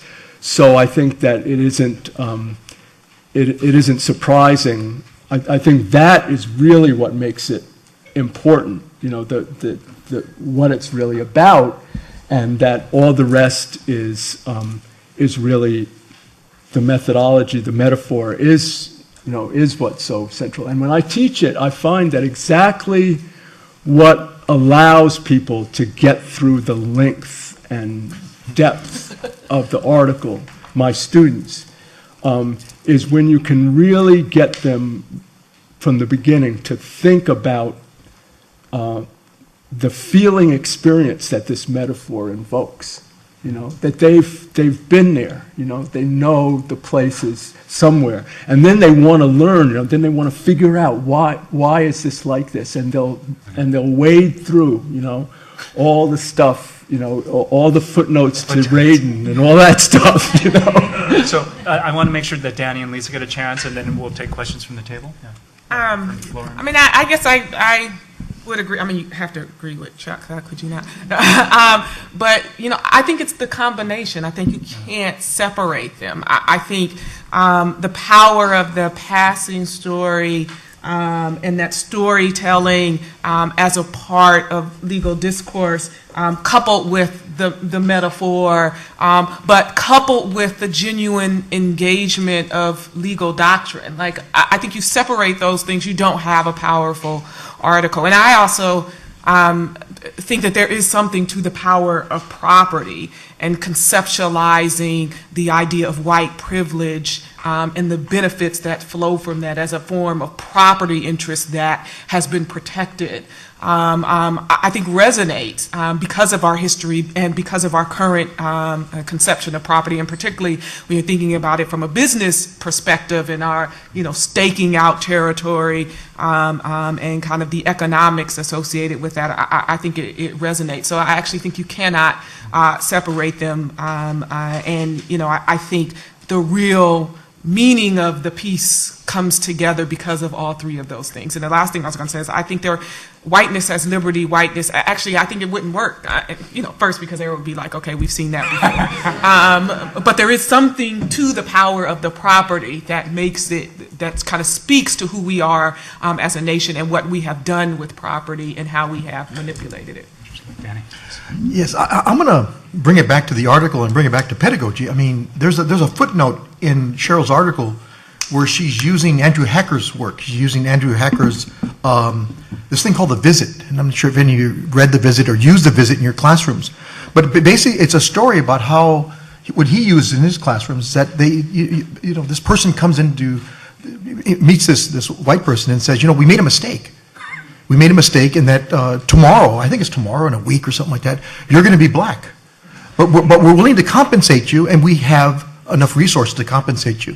And so the question is, how much is it worth to you losing your whiteness and becoming black tomorrow?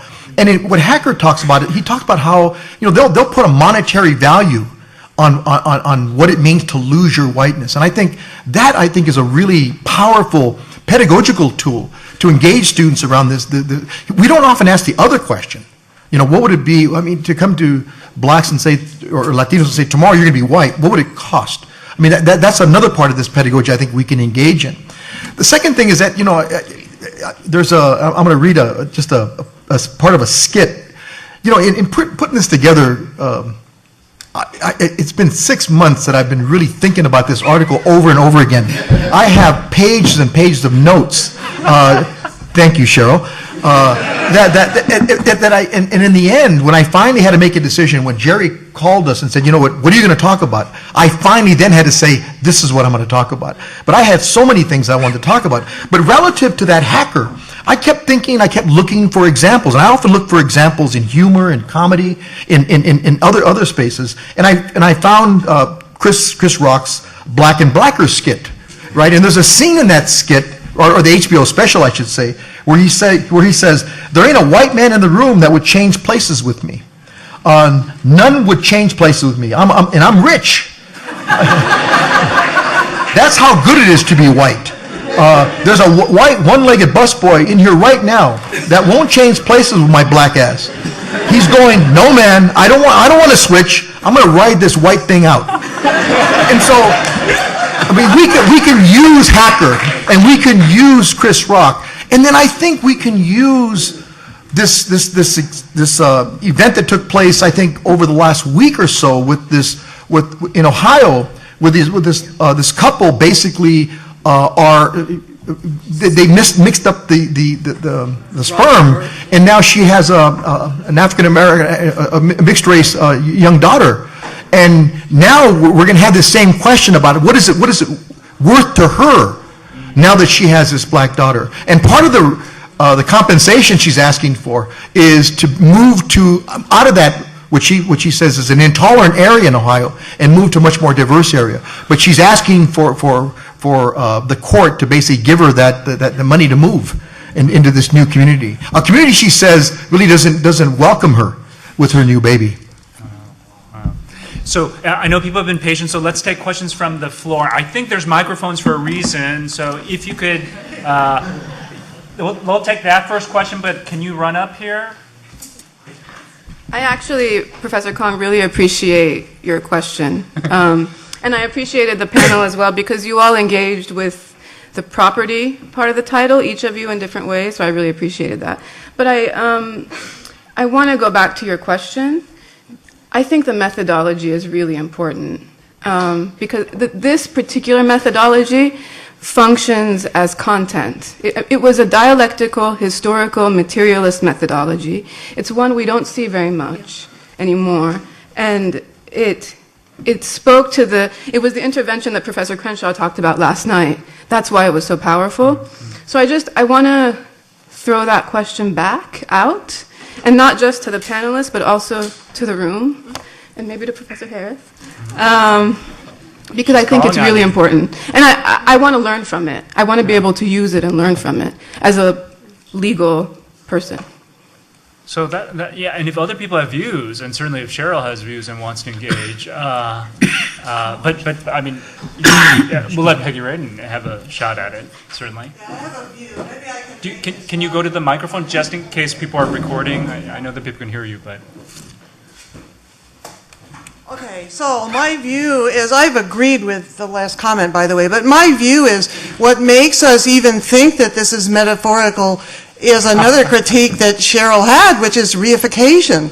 So at the time period when this came into being, in the industrialization era, we thought everything that's property is thingified and is reification. And there was powerful critique of reification in the early 20th century, as Cheryl and I both took up. And once you realize that, and you think, Cheryl went through other indicia of propertization. She said, okay, we have exclusion. Okay, we have the government enacting it.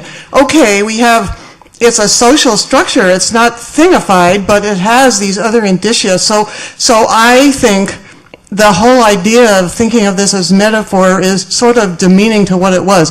I did not think that in '93 when I first looked at it, because I was attached to thingification as other people until I started going with reification. But I think that now, I think that's a non-question, because what I said yesterday was, if it looks like a duck and walks like a duck and quacks like a duck, it's property. It's not just a metaphor.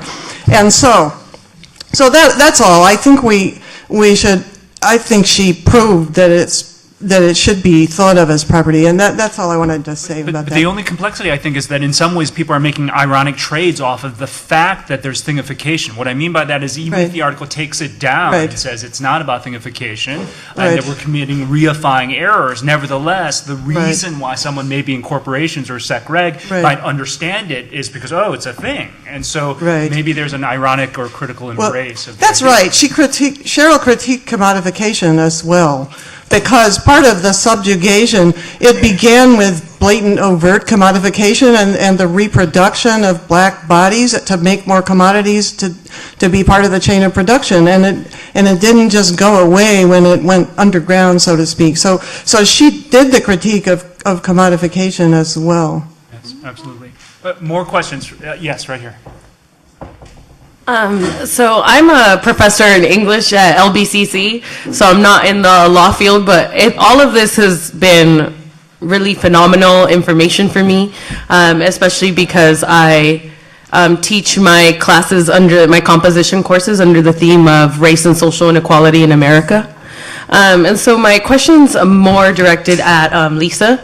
And it's you made a comment about that when your classes at some point become almost exclusively white students, white male students. And so as a woman of color coming into the classroom and talking about race, I just wanted to know maybe when you've encountered resistance from students, how is it that you deal with that when you're basically telling them the truth? How do I speak truth to power?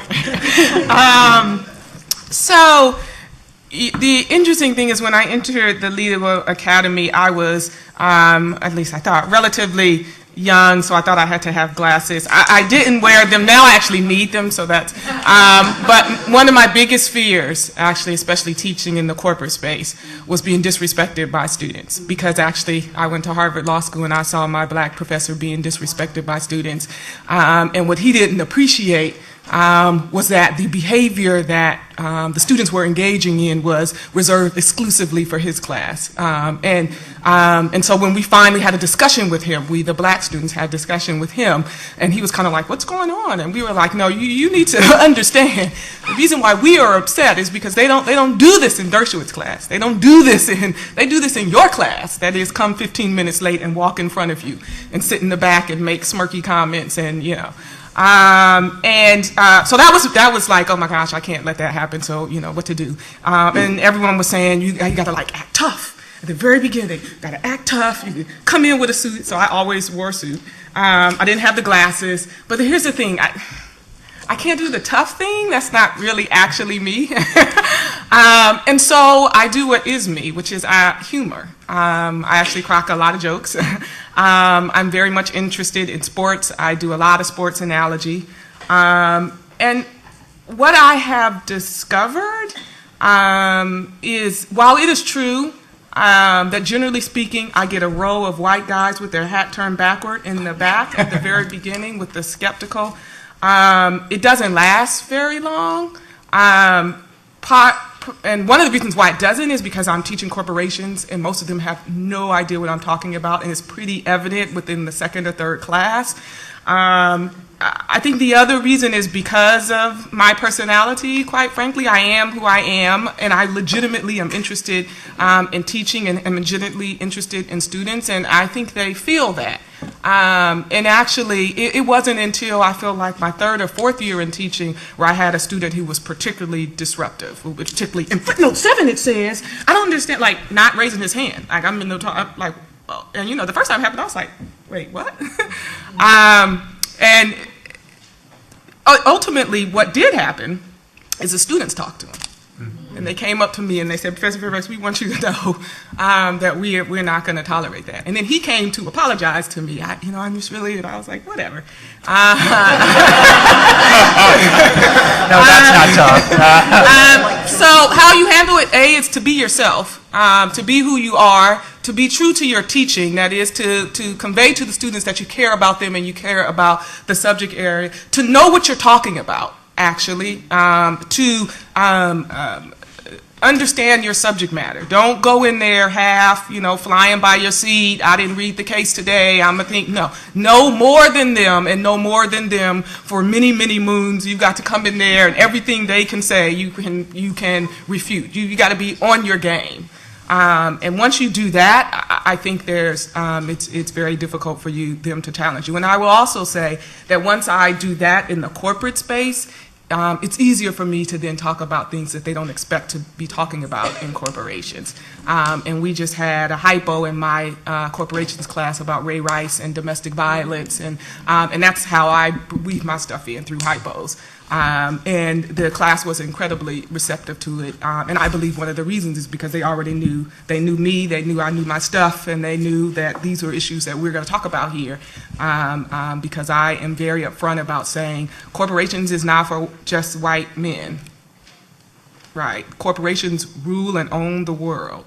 So why would you let it just be for white men? And I say that. And people in the class are like, yeah, that's true. I think Danny has a response, and then we'll take one more question. I think one resource, because, not just having this conversation to know that you're not alone. One of the ways that you find out you're not alone is, there's a book right now, it's been about 2 years out, it's called Presumed Incompetent, and its subtitle is The Intersection of Race and Class for Women in the Academy. And I think that we've been using that book in my year-long seminar, and we start the seminar by reading excerpts of that book and having discussions around some of the articles in that book. But it talks about pedagogy. Many of the articles talk about being in the classroom as a woman of color and what they experience. So knowing that you're not alone, but yet at the same time, getting examples of people, how they respond, just like our colleague responded here. We don't often have these conversations around pedagogy in vivo, in real time. And what do we do? What would we do in a situation like that? And that's what I was calling for. We have to have these pedagogical discussions in various spaces across disciplines. Excellent. Final question over here. Hi, I'm also an English professor and from a community college in New Jersey. And as someone who finds this kind of work so inspiring, I think we need more of these opportunities for interdisciplinary conversations across different levels of higher ed, 2-year schools, 4-year schools, law schools. And so my question is, in an age when public higher education is undergoing drastic budget cuts, when systemic racism is not something the mainstream media takes on much at all, how can educators across disciplines, across different levels of schools who are committed to racial justice come together, and how can we share our pedagogies? How can we do more of this? Thanks.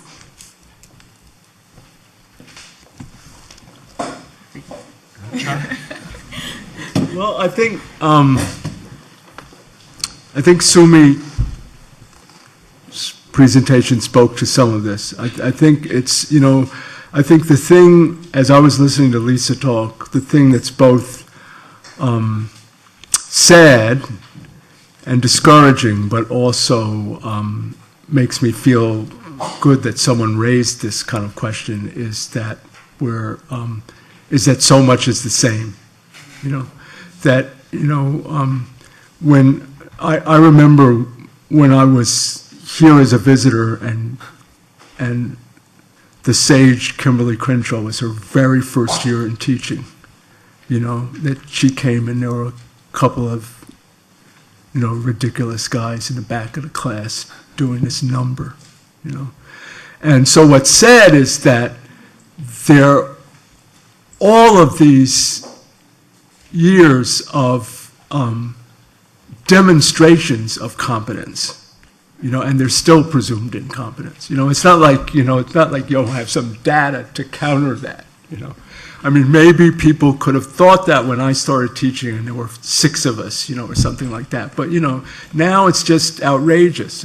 So then the question is, what can we do to help each other? And I think that, again, from the beginning, Sumi mentioned, this period where there was this, underground and people, and I think it's still there. There are more of us. And I feel like one of the things I was trying to say is that it's all the more important that we not buy into this liberal ideology by not continuing to bring these things as political voices, by trying to say, well, we'll just be one of the boys, that is the most important thing, and the most important thing for our being to be able to support each other, right? Because there are a lot of people who are silenced by these things that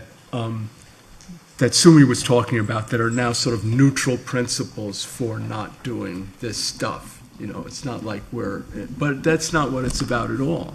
It's just like the whole thing that Cheryl lays out, all these things that, that start out very clearly raced, that in Plessy, there's no denying that, whiteness is property, and even the dissenter, who's always getting quoted now in the affirmative action cases, says, well, the Constitution is colored by, of course, we know we're always going to be superior. We're always going to have this property anyway. So whatever the Constitution says, So I think that the key is just for people at larger and smaller scales to continue to do this, to continue to find their colleagues and the people who are going to continue the work, who are going to speak out, who are going to say, we're going to teach this stuff, we're going to find the current examples. And I'm just, so impressed and moved by each panel that I'm listening to, seeing what it really means to do something influential. It doesn't mean, how many people cited it, What's influential is all these people that take it and run with it. These beautiful, ways that we've heard today. People take some kernel of wisdom out of this piece and go on and tell us a whole nother set of things about it. So I think that's, there's nothing new, that we just have to keep hanging in here, organizing conferences like this, organizing smaller things, doing study groups, I think that I don't know whether younger people, but we were forced to, because we all were single people in each in our place, right? So that was how people had to, get together and say, let's get 10 of us and talk about what I'm working on.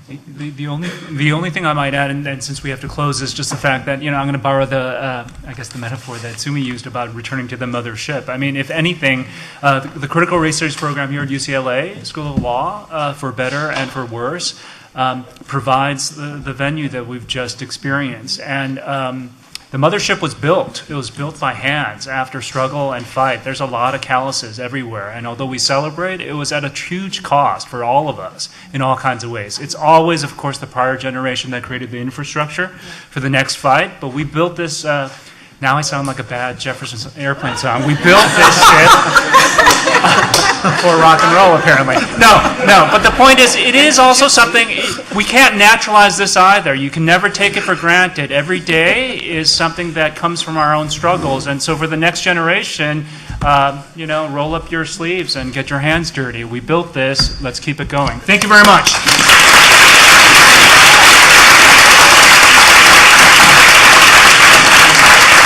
Thank you, Mothership. All right, you guys were great, man. Right on. Good panel. Thank God you didn't put Chuck first. I know. We're like, oh, I'm going to finish it. I already said what while you were talking, I was sitting text. Absolutely. We got all of our mapping PowerPoints ready. Maybe I can actually get through mine once.